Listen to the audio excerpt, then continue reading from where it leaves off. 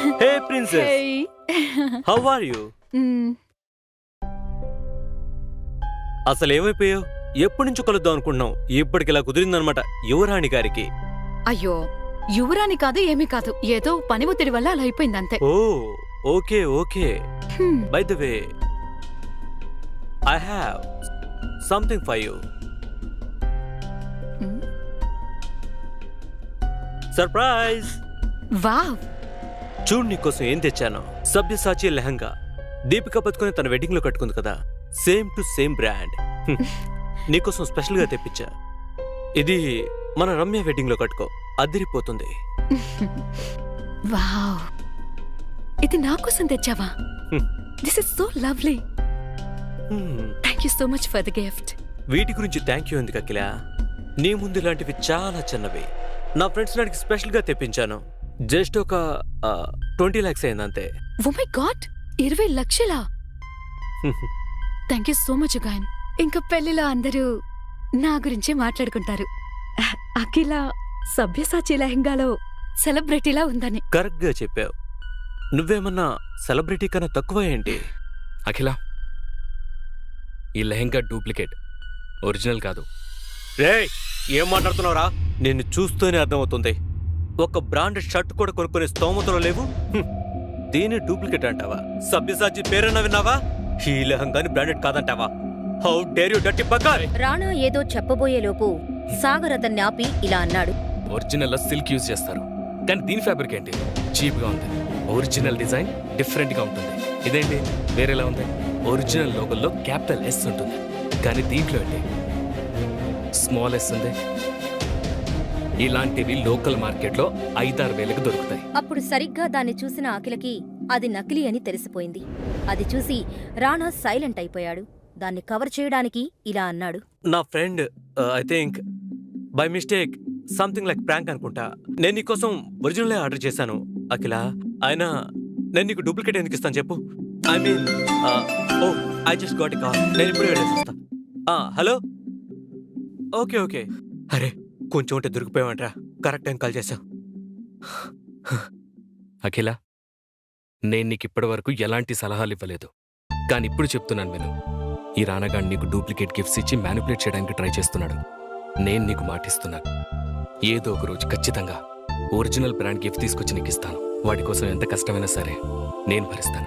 సాగర్ మనసులో ఉన్నదంతా అఖిల ముందుంచి తన సమాధానం కోసం కూడా ఎదురు చూడకుండా ఆ క్యాబిన్లో నుండి బయటకు విసవిసా వెళ్లిపోయాడు. పెళ్ళైన 2.5 ఏళ్లలో మొదటిసారిగా సాగర్ నా గురించి పట్టించుకున్నట్లు అనిపిస్తుంది. రానా లాంటి వాళ్ళ నుంచి కాపాడుతున్నట్టు ఒక మంచి సెక్యూర్డ్ ఫీలింగ్. ఏంటో ఫస్ట్ టైం నాకు ఇలా అనిపిస్తుంది. సాగర్ని నా నుంచి దూరంగా ఉంచి తప్పు చేశానా? Excuse me madam.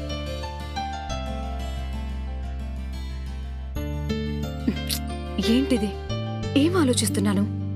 రానా నా బిజినెస్ పార్ట్నర్, పెద్ద కోటీశ్వరుడు, బిజినెస్ వరల్డ్లోనే కింగ్ అతను. నా కంపెనీకి ఇన్వెస్టర్ కూడా. సాగర్ ప్రవర్తన మూలంగా రానా ఇన్వెస్ట్ చేయకపోతే ఏంటి పరిస్థితి? సాగర్ మూలంగా నేను ఇన్నేళ్ల నా కష్టాన్ని వృధా కానివ్వను. ఇప్పుడు కంపెనీ కోసం సాగర్ కన్నా రానా ముఖ్యం. Thank you madam. సాగర్, ఏంటి పిచ్చి పనులు? అసలు నా మీద నీకే హక్కుందని పనికిమాలి సలహాలిస్తున్నావు? నీకంత ధైర్యమా? ఏదో ఒక్కరోజు కొంచెం స్పేస్ ఇచ్చి నాతో ఆఫీస్కి తీసుకొస్తే ఇంత ప్రాబ్లం క్రియేట్ చేశావు. నిన్ను ఆఫీస్కి తీసుకొచ్చి తప్పు చేశాను. అఖిల మాటలకు సమాధానం కూడా చెప్పలేదు సాగర్. ఇంతలో కోపంతో రగిలిపోతున్న రాణా బయటకు వచ్చి ఆవేశంగా, రే బికారి ఆగక్కడా! ఏరా, ఎన్నిసార్లు పిలవాలరా? వినిపించట్లేదా? చెవుడొచ్చిందా? నా ముందే నేనిచ్చిన గిఫ్ట్ గురించి అలా మాట్లాడతావా? నీ మొహానికి డూప్లికేట్ కొనే స్థాయి కూడా లేదు, నన్నంటావా? రేయ్, నీ లెవెల్ ఏంటో తెలుసుకుంటే మంచిది. బికారి కాడివి నాతో గొడవ పడతావా? నాతో గొడవ పడతారా? సాగర్కి అందరి ముందు గొడవపడి దిగజారడం ఇష్టం లేదు. కానీ ఎవరైనా తన మౌనాన్ని అసమర్థతగా తీసుకుంటే మాత్రం సమాధానం చెప్పి తీరాలి కదా. అందుకే అప్పటి వరకు ఆపుకున్న కోపాన్ని మొత్తం ఒకేసారి బయటకు తీశాడు.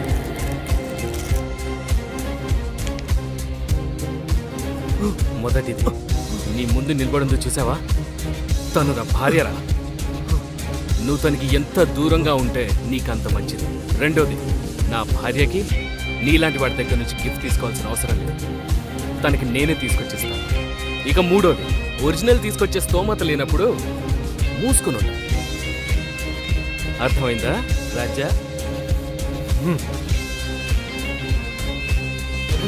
ఆఫీస్ నుండి బయటకు వచ్చిన సాగర్కు మనసు ఎంతో తేలికగా అనిపించింది. ఇంతలో ఉన్నట్టుండి సాగర్ మొబైల్ రింగ్ అయింది. సాగర్ ఫోన్ లిఫ్ట్ చేశాడు. మీ కాల్ కోసం వెయిట్ చేస్తున్నాను. సార్, ఈరోజు ఒక స్పెషల్ పర్సన్తో మీకు మీటింగ్ అరేంజ్ చేశాను. అడ్రస్ మీకు వాట్సాప్ చేశాను సార్. మీరు ఒకసారి కలిస్తే బాగుంటుందని నేను అనుకుంటున్నాను. ఇది 200 కోట్ల రూపాయల డీల్ సార్. మీరు ఆ డీల్ ఫైనల్ చేసేదాకా మనం ఈ ప్రాజెక్ట్ని తీసుకోలేం సార్. నాకు ఎవ్వరిని కలవడానికి ఎటువంటి ఇబ్బంది లేదు, అర్థమైందా? కానీ మీరు నా 2 కండిషన్స్కి ఓకే చెప్తేనే. ఒకటి, సవ్యసాచి నుంచి అర్జెంటుగా నాకు ఒక లెహంగా కావాలి. దాని కాస్ట్ మినిమం ₹1,00,00,000 అయి ఉండాలి.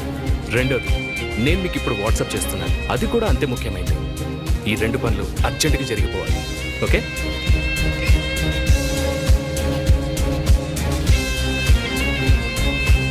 ఆటో చలో చలో. Golden pearl society. Golden pearl society సిటీలోనే కాదు, ఆ స్టేట్లోని లగ్జూరియస్ సొసైటీస్లో ఒకటి. కానీ సాగర్ ఎవరిని కలవడానికి వెళ్తున్నాడు? దాని గురించి తన దగ్గర ఎటువంటి ఇన్ఫర్మేషన్ లేదు. సాగర్ ఒక లోకల్ ఆటో ఎక్కి వాట్సాప్లో ఉన్న అడ్రస్కి వెళ్ళాడు. ఆ సొసైటీలో సిటీలోనే కాకుండా చుట్టుపక్కల సిటీలో ఉన్న ధనవంతులు ఉంటున్నారు. పెద్ద పెద్ద కోటీశ్వరులు అక్కడికి వచ్చి వెళ్తుంటారు. ఆ సొసైటీ లోపలికి ఎంటర్ అవ్వబోతూ ఉండగా తన సాదా సీదా బట్టలు, పాత చెప్పులు చూసి సెక్యూరిటీ సాగర్ని గేటు బయట ఆపేశాడు. ఏంటమ్మా లోపల దూసుకెళ్తున్నావు? నాకు లోపల పని ఉంది, లోపలికి వెళ్ళాలి, మీటింగ్ ఉంది. హలో, అబద్ధం చెప్పినా అతికినట్టు ఉండాలి. నీ అవతారం చూసుకో ముందు. బ్యాంకు కన్న వేసే దొంగలా ఉన్నావు. తమ్ముడు, ఇది golden pearl society. I'm so proud of you Vaibhav.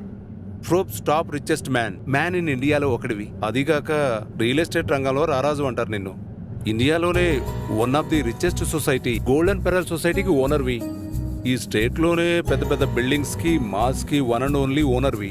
ఇంత తక్కువ టైంలోనే ఈ స్థాయికి వచ్చావంటే ఒక్కొక్కసారి నాకే జెల్సీ వేస్తుందిరా. రే పెద్ద పెద్ద వాళ్ళు పెద్ద పెద్ద కార్లలో ఇక్కడికి వస్తూ ఉంటారు. మరి నువ్వు వాళ్ళ డబ్బులు దోచుకోవడానికి వెళ్తున్నావా? ఇదిగో నీలాంటి వాళ్ళని చాలా మందిని చూశాను. వెళ్ళి ఇక్కడి నుంచి వెళ్ళమ్మా. ఇంతలో ఒక కాస్ట్లీ కార్ వచ్చి అక్కడ ఆగింది.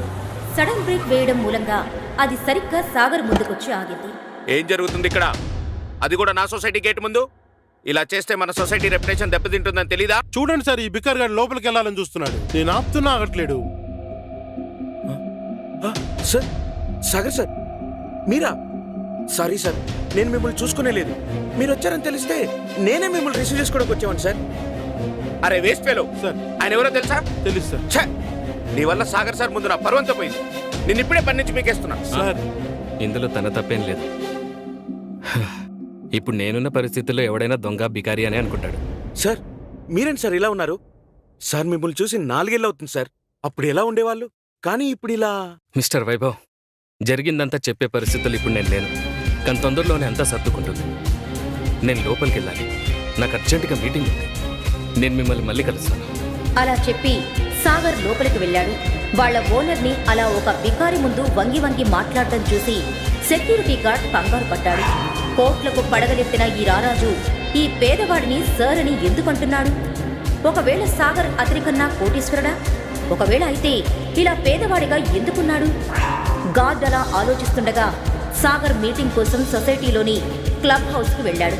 అక్కడికి వెళ్ళగానే తన దృష్టి సూటు బూటు వేసుకున్న ఒక పెద్ద మనిషి మీదకి వెళ్ళింది. సాగర్ వెంటనే అక్కడే ఉన్న ప్లాంట్ వెనక్కి వెళ్ళి ఎవరికో ఫోన్ చేశాడు. ఇతనితో మీటింగ్ అరేంజ్ చేశానని నాకు ముందెందుకు చెప్పలేదు? ఇతనితో ఎంత పెద్ద డీల్ అయినా పర్వాలేదు, నేను చెయ్యలేను. అసలు ఎవరా పెద్ద మనిషి? సాగర్ అతన్ని చూసి ఎందుకు దాక్కున్నాడు? సాగర్ నిజంగా పేదవాడా? ఒకవేళ అయితే అంత పెద్ద డీల్ చేయడానికి ఎందుకు వచ్చాడు? సాగర్ ఒకవేళ కోటీశ్వరుడైతే మరి పనివాడిలా అత్తారింట్లో ఎందుకుంటున్నాడు? సాగర్ గురించిన నిజం అఖిలకు తెలిస్తే ఏం జరగనుంది? అసలు సాగర్ పెళ్లి అఖిలతో ఎందుకు జరిగింది? ఈ ప్రశ్నలకు సమాధానాలు తెలుసుకోవాలంటే నెక్స్ట్ ఎపిసోడ్ వినాల్సిందే. క్రింద ఇచ్చిన లింక్ ని క్లిక్ చేసి పాకెట్ ఎఫ్ఎం యాప్ ని ఇన్స్టాల్ చేసుకోండి. Stay tune to pocket FM.